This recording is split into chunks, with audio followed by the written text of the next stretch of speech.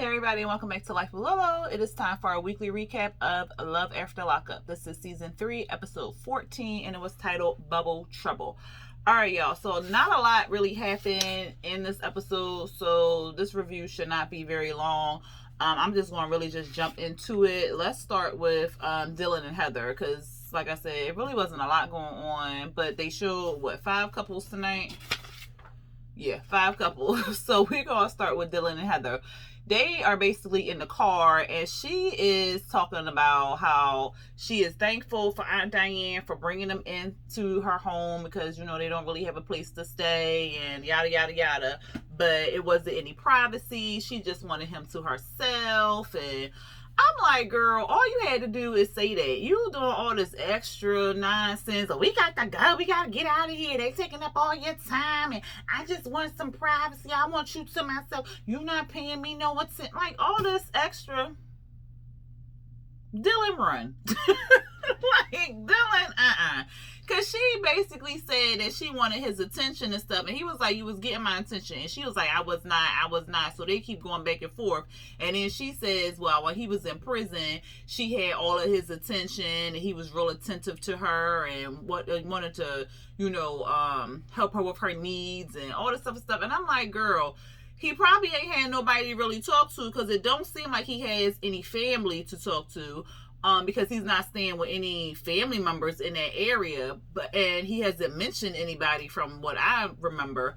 And I'm like, you probably was someone who was there for him, he could talk to, or you was his lifeline, basically. So of course, and where was he gonna go in jail? He ain't going nowhere. So of course he was attentive to you at that time. This man just got out. You act like, look, she is irritating me, and she act like this man was about to jump on Aunt Diane bones or something like that. Even he said, well, if she jealous of me talking to her 90-year-old aunt on oxygen and blood thinners, then that's a problem. Because what about if the mail lady say hello to me, or if I go to the grocery store and the cashier, like, she just jealous for no damn reason, and she needs to chill the hell out. Because did she not know that she knew the man was cute before he went in jail, so did you think he was gonna get ugly and like that? What is the problem? She got to go. So then Diane, she ends up calling him, and she tells Dylan like his parole officer is at the house. He like, all snap, because if he don't make it to the parole officer in time, then he will get a warrant out for his arrest and he'll go back to jail. This man been out of jail for 3 hours. It's not funny, but it would really suck if he went back to jail and he just got out 3 hours ago. So they trying to rush back to get back to Aunt Diane's house to see the parole officer, and she like, well, we in traffic, we on the way, and yada yada yada. She's speeding, he's scared. He like, look, slow down, and she like, thank you. And I'm like, what is her, something wrong with that girl? She got a whole bunch of screws loose. I think it's just one light bulb working up in that brain. Cause look, Dylan, boy, you better go. And that was pretty much it for Dylan and Heather. She was trying to get to the house. She said she had about 10, 11 minutes to get to the house. Hopefully they make it there, because it would be a shame if he went back to jail because she just couldn't communicate that she wanted to spend some time with him and have some sex up in the room. Like, this, whatever. Moving on to Chevelle and Q. Child, just another tragedy. I just don't understand these. Oh, this season, child, is just, where they find these people? This season, oh God, this season, you know, any other seasons they have like maybe like one couple in there that's a little off, and you like, something ain't right with them. But the other couples is okay. It seemed like the whole damn cast is a little off, and I don't understand what's going on. Oh, Chevelle and Q. So they at the zoo. They taking little Maila. I think it's Maila. I think that's how you say it, Maila. They taking her to the zoo, you know, giving her a little good time and stuff. And Q so wishy-washy, because do he want to be with Chevelle or do he not want to be with Chevelle? Because he just gives me like he love her, but he still want to go out here and do other things with other women, especially since he went into jail at a very young age and he came out at 29. So it's like he didn't really get to live his teens, or his late teens, I should say, early 20s. So I think he wants to get out there and explore, but he won't say that, and he didn't say that while he was in jail. So it's like really irritating because they walking into the zoo and he like, oh yeah, she was like, oh, we look like we belong together. He was like, oh, that's because we do belong together. And I'm like, but you is questioning if you want to be in a relationship with her. And so but you telling her something totally different. Like, don't do that. Let me know that you having some issues with us being in a relationship. Let me know that you still thinking about stuff or whatever, that you confused right now and yada yada. Talk to me, goddammit. But he not talking. He just telling her stuff that she want to hear, and then he gonna get mad when he say the opposite of what he been saying. Like, this your fault. Like, what? So they looking at the animals and stuff, and he's telling us that he wanted to take Maila to the zoo because his dad ain't never really been around and took him anywhere, so he want to show her that she can do and be whatever she want to be and stuff. It was really cute. They looked like a little three little person family. It looked like, they was cute. They was fitting together and stuff. The baby looking at the tigers. He was like, he want to talk to Chevelle because he wants to go down to Texas to see his family because he's getting pulled in different directions and stuff like that. His mama want him down there in Houston. Chevelle want him up there in Kansas. So he don't know what to do. He being pulled in 2 different ways and stuff. And I'm like, yeah, that's your mama and stuff like that. But you trying to build a new family. So you need to be where your family is that you trying to build and grow with, and not so much focus on what your mama want for you. You a grown-ass man. Make grown-ass man decisions. So, like I said, he irritates. So he gonna tell her, yeah, I gotta go to Texas or whatever. I need to make sure everything going okay down there. See my family and yada yada yada. Okay, no problem. That's not an issue or whatever like that. When you coming back? Oh, I don't know. I'm gonna buy a one-way ticket. A one-way ticket? Oh, excuse me? And then you ain't telling me no deadline when you coming back. Like, that's something we need to sit down and have a conversation with. And Chevelle was right. She like, you just can't spring that up on me. Like, we building a family here, whatever like that. This is something that we needed to kind of discuss.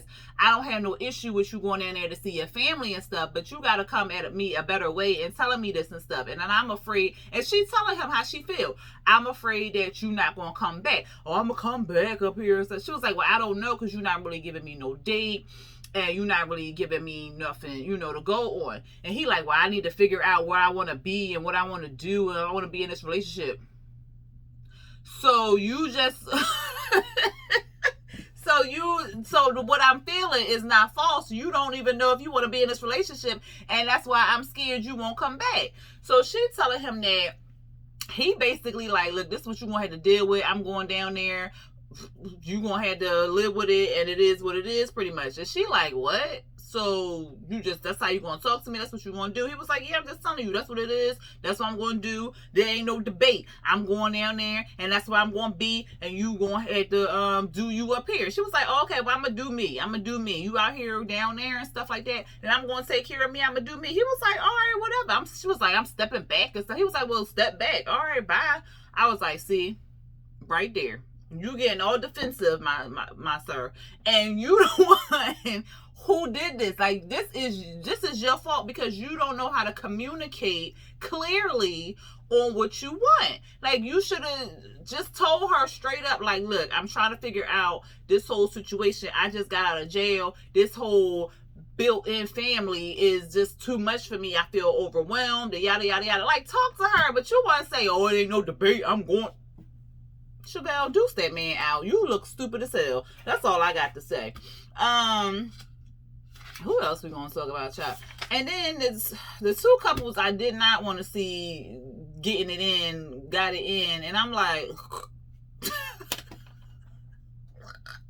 Like, I like a good show, okay? But them two, I ain't need to see that. Let's talk about Lindsay and Scott, child. The halfway house to call her, telling her that she ain't got no reception or her little ankle monitor, and if she gotta go outside and walk around in a circle until they can pick up her signal. I said, what kind of ghetto? But whatever, I guess she far out there in the country. You know, the signal be kind of shaky when you out there in the country, ain't no poles and stuff. So I guess that's what's going on. She walked back in. She said she in a good mood. She done saw her baby girl, so she feeling good. So she like, I'm about to take me a bath with my ankle monitor on. So she got her little foot hanging out the tub. She chilling and whatnot. And Scott coming there, he looked real creepy. Like, he coming there with a glass of wine, 2 glasses of wine, they toasted up and stuff, and he just looking at her. I said, if he don't look like a whole creeper, it's not like Scott. But anyway, they talking, and what's that dirt around the tub? It was real, like, it looked like it was dirt or something. I don't know. I was like, ew, why is the tub dirty like that? It was her foot that black on the bottom. I'm like, what? Ew, that just looked gross. But at any rate, she in a good mood. She want to get laid. She had sex with somebody in 4 years and stuff. And she asked him why we ain't have sex. And he was like, well, I ain't really want to pressure you and stuff. And so she like, well, I don't feel pressure. Get butt naked, get in this tub. And I'm like, oh, God, please don't. Please don't let us see this. But they showed us a little blurb. Like, he like a little Sims character with the blur on. And then he got in the tub. And then they started kissing, child, and then the dang on ankle monitor saved us and went off. So she had to go charge her foot. So she went into the bedroom, and she said she got to sit by the monitor, like it's a magnetic monitor or something like that. So she can't lay down while it's charging up. She got to sit by the wall while it's charging up, and it could take like 2 to 4 hours for it to charge. I said, oh, that's too much. So they get in there, he come in there with his towel, they start kissing and stuff, and I was like, oh God. And so thank goodness they closed the door. I was like, who praise him? Look, you just don't know how excited I was to see a towel and him cover up the camera, okay? Because I did not need to see old creeper Scott doing it with Lindsay. Not at all. So they bow chicky wow, and she was like, well, it wasn't how I really wanted it. I said, girl, you stay complaining about something. Like, damn, But she said it hurt. It was like, because she had sex at 4 years, so it was kind of like her not having sex at all. I was like, oh, she was dry. He was rough. So she said that, and then he was like, oh, it was the best night ever. It was so romantic, and I'm like, but she just said y'all was it's 2 perspectives. Because she like, we was on the floor, we had to do it, it was real grimy, and then he talking about, well, it was so romantic, I loved it, it was just so beautiful, I loved it. I was just like, Lord. And he said he had sex 17 months before he met her, so he was kind of nervous to do it and stuff like that with her, whatever. What else happened, child? Oh, so she in the kitchen doing something, drinking some coffee or something like that. She keep worrying about why he in the bed at 10 o'clock in the morning. He's tired. He old. Let that man rest. Let him get like a late nap or something. He got money. He ain't got to work. So why you worried about it? So then she go out there. Well, she out there drinking coffee. He in the bedroom looking at like some collage. He said he found the binder. They had like a collage and some pictures and stuff. And then they had like notebook writings and stuff in there. So one of the letters he found, child, she came in there fussing about him being in the bed at 11 o'clock. He was like, yo, what's this? She was like, what? Well, it's a quote from a book that I read, so I wrote down the quote and stuff. And he was like, So she was like reading it, child. It looked like a whole master plan to get an old rich white man. Well, it didn't say white. It just said old rich man. Get his get him to love you, get him to do all this other stuff so you can get his money, his diamonds and stuff. I said, that's real coincidental that was a page out the book or whatever like that. I said, because that was that your playbook? That's what you saw that from? Because yeah, he in his feelings, because he like, oh, after I did all this for you, you not finna, because it said something about an egomaniac and all this other stuff. feed his ego and he'll give you what you want and diamonds and stuff. And he was like really mad about that. He was like, so after all I done for you and all this other stuff, this how you this is what I found or whatever. And he was like, well, you're not gonna get it out of this or whatever. She was like, look, I'm out of here, I'm leaving. She threatened to leave. I said, girl, where you finna go? You got a whole ankle monitor on your leg and you got to be at this house for a couple more days, so sit your ass down and be quiet. But I was like, that's how they ended the show. But that was quite interesting. But for real, we all thinking that she want him for the money, so why he surprised? Scott, why are you surprised? Like, did you think she wanted you for love? I mean, she say she love him, so I'm going to say that she love him. But a little part of me think if he ain't had no money, she wouldn't be with him. I mean, that's a little part of me. Like, a little part of me think, like, if he ain't had no money, she wouldn't be with him. That's what I'm thinking. What y'all say? And then let's go on to John and Christiana. John is a hot ass mess. And he's going to say that he thought it was going to be rainbows and puppies when she got out of jail. But it's been hell or whatever. They still ain't consummate. I said, why is that the first thing he say? Like, you ain't worried about this girl in this halfway house. Her might be getting back on drugs or something like that. All he seemed to be worried about is her consummating the goddamn wedding. And I'm like, come on now, John. You done got this girl on real lockdown back in the halfway house where she can't even have no visitors to come see her or nothing like that. Y'all only can call on the phone. And all you worried about is her consummating the goddamn marriage. He gets on my nerves. It's been a whole month since the people from the halfway house came and scooped her up out that restaurant. He said he was removed from the visitor list. And they can only talk on the phone. She said because he called her, while the cameras was there and stuff like that. And she was saying like she can't really sleep. She worried about her mom. Her mom we already knows, like sick and stuff. And her sister's supposed to be taking care of her, but her sister not really taking care of her because her sister in an abusive relationship. And she on drugs. So I'm like, oh God. Child, why she asked John if the mama could move in with him. And I think she asked if the sister could move in with.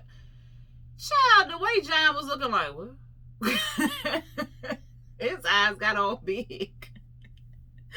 But I was like, damn, that's a fucked up situation. Because, like, you legally married to her. So, like, in a way, you have a responsibility to her family, kind of, sort of. He said in his Native American, not heritage. Well, I don't know if he's just practicing them or is he actually Native American, but I'm gonna just say he's Native American. So in their heritage, they have to take care of their elders and stuff like that. But he like, look, I don't really know her. Like, we only talked for 20 minutes and I only talked for the sister for like maybe 2. So I don't know these people. But he said he gonna have to think about it and stuff. And Christiana is like, oh my God, I'm so in love with you and yada yada yada. And I was like, this sound like a whole heap of this sound like it's gonna be rough. And so he gonna get his truck looked at by his friend, and I think that was the one. Was that the one who married them, or was a lady? But he was there, and no, he helped build the thing. No, his brother or somebody helped. He was there at the wedding or something like that. He goes, gets checked out and stuff, and they start talking about what's going on. Christiana does have a job, which is good, but she works at the car wash. And apparently they got to pay the halfway house like $100 a week. I wonder if they're putting it on their like restitution, or do they get this money at the end of their halfway house stay? Like, I wonder where this money goes. Like, that's crazy. Like, I got to pay to stay at this halfway house I don't even want to goddamn stay at. Like, child. Anyway, he said that she don't even make that much at the car wash, so he hides money in a plastic bag on the route to the car wash so she can scoop it up and spend it on whatever she want to spend it on. The friend was like, that's not a good idea because she's an addict, and money is a trigger for addicts because she can be taking that money and then going, making a pit stop, buying drugs, doing whatever on her way back to the halfway house. Like, you don't know what she doing with it. He was like, well, yeah, I see what you're saying, but I just wanted her to buy cigarettes and stuff. Yeah, that's what you may have wanted her to do, but she's an addict. So, and a friend he was a addict as well. So he like, I know, you know, what she going through and stuff. So, like, you need to stop giving her that money. And then he started telling them how the mama and the sister was doing. And the friend like, so you moving them into your place? And here go the young dude. I don't know what his name was. He was like, so they ain't had nowhere else to go? Like, what? he was me. Because I'm like, they can't call no other family members. Ain't nobody else. Nobody? Like, really nobody? So... he was like, look, I don't want you to get used. And then the other friend was like, and the sister doing drugs? Like, just be careful about what you letting into your household, because you don't know. And he don't know. He don't know who they hang with. He don't know who they talk to. He don't know nothing about these people. He can put them in the house, and then whoever Tara in an abusive relationship with can bust in the door, shooting up the whole damn place. So John crazy for that. But he said he gonna move them people in. I'm like, it wouldn't be me. Nah, I don't know them people. Now, if I knew them and knew about their history and all that other stuff, then yes. But we just met two days ago. And then she on heavy drugs. And then don't he have a was he an addict? I don't think he was an addict. I think he was just into fraud and stuff. No, I don't think he was an addict. But Christiana, if she eventually moved in and the sister addict, like, that's just too much. That's just too much. And then Destiny and Sean. Sean is really irritating my life. And Destiny is just irritating as well. Because, let's go into it, child. We picked up where he left off. Where he walking through the house. He looking for Destiny. So he looking for her. He can't find her. Child, he go outside in the backyard and she in the hot tub with some champagne and stuff or some wine, just sitting there sipping it and stuff. And I'm like, you couldn't answer him. Like, you couldn't have been like, I'm outside, something. But at any rate, she outside in the hot tub and he gets in the hot tub with her. And she like, look, I can take anything, but I can't take no liar. I can't take no liar. Like, look, you tell me the truth. Like what she say? The dirt come out in the light or something. She said, what's the saying, y'all? It's late and my brain ain't functioning right now. She said, this was just, like, and I was like, you can't take no liar, but you a liar. So I don't understand. Like, how could she keep saying this out loud out her mouth? Like, how could she keep saying? And she be lying. But he did lie to her about, like, the kids, his age, and whoever. I don't know what else he lied about, child. He lied. She lied about not sleeping with nobody in jail. She lied about being faithful because she was about to take old girl out on a date and stuff. Like, so she a liar. So why are you so like excited about him lying? Like, why are you so like in this like, come, what? You see, I'm confused. I can't even get the words out because I'm just trying to figure out, like, how you want to tell me not to lie to you, but you lying to me? Like, what? Come on now. And he like, okay, Destiny, I'm so sorry. Like, he's just, child, he keep apologizing, and he like, look, I ain't mean to do all this and all this other stuff, child. Then they started making out, and I was like, ugh, I didn't need to see it.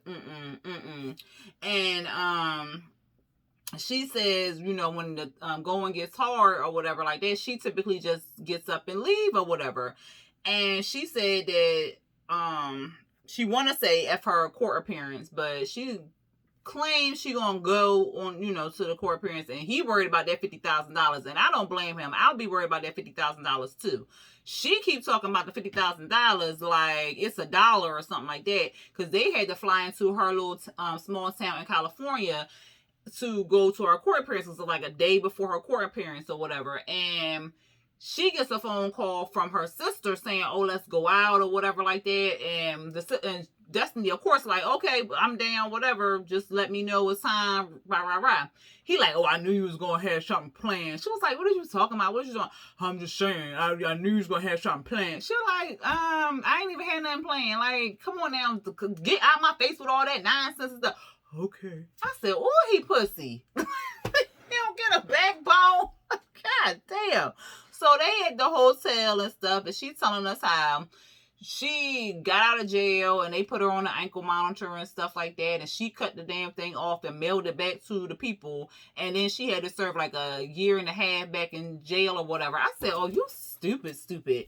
And she scared that the cops in the town know her and all this other stuff, but you know, she gonna get she was happy to get to Vegas or live in Vegas because the town can kind of hold her down and stuff, but she still misses her family, basically.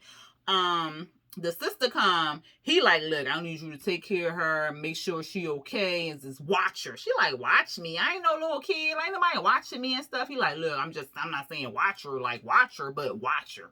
It's like, what? So she like, all right, whatever. The sister like, well, it's a little casino around here. She was like, oh yeah, bet, let's go to the casino. So the sister like, is he taking care of you and stuff? And she like, yeah, every day I get about $500, $600 to go blow it at the casino. I said, what? He making big money at what is he? Is this all this money come from his 401k? Because this is crazy, child. This is really crazy. And the fact that he got six kids, and she's spending $500 to $600 a day at the casino. And then we saw her at the casino. She wasn't even winning like a whole bunch back. She must have put in $60 or $70 and was only getting back like $24, $33. I said, that is a hot ass mess, child. She got his credit card. She is running up a tab on that man's credit card. He keep calling and texting and blowing her up and all this other stuff. And he like, I'm just so worried about Destiny. I'm so worried out. You know, remember you got court and stuff. I'm like, what in the world? He's so damn annoying. And he pussy at the same time. Like, what is you really going to do? This girl done told you 15, 20 times that she don't care. She going to do her own thing. Until you man up, cut off them cards, she going to keep doing what the hell she want to do. Take her money. And that be the end of that. Like, look, you want this? Do this. Okay, do something like that. But otherwise, she ain't gonna listen to you. And then 9 times out of 10, she gonna peace out, and she gonna leave Sean. What's his name? Sean. Yes, she gonna leave Sean looking stupid by himself. What did y'all think about the episode tonight, y'all? Y'all let me know. I can't wait till November come because we're gonna see the old heads and they getting into it, and child, it look a hot ass mess. But y'all let me know what y'all thought about this episode tonight. If y'all like this recap review, go ahead and hit that thumbs up button. Hit the subscription button or subscribe. Subscribe. See, I told y'all it's late, child. Hit that subscribe button and hit the notification bell to be notified when I drop new videos. All right, y'all. Until next time. Peace.